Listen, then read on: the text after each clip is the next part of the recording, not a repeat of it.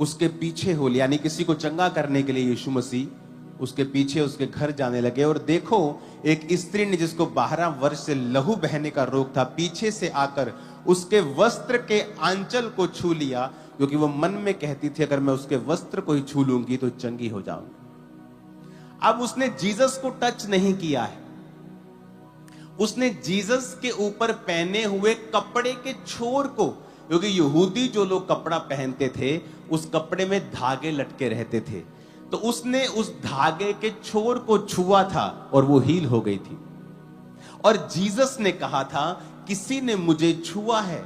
चेले कहते परमेश्वर यहां तो भीड़ की भीड़ सब तेरे पे गिरे पड़ते हैं। जीसस ने कहा नो, किसी ने मुझे छुआ है क्योंकि मुझ में से सामर्थ निकली है। छुआ तो कपड़े को था, सामर्थ जीसस से कैसे निकली है? क्योंकि वो कपड़ा जिसके ऊपर डाला हुआ था, वो आदमी, वो खुदा, वो अनॉइंटेड था।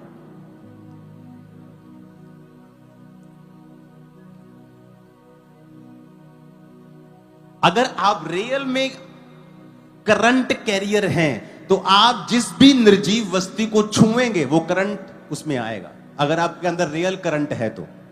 अगर फेक है, जलता बुझता है, कभी आता है कभी चला जाता है, तो फिर बात अलग है।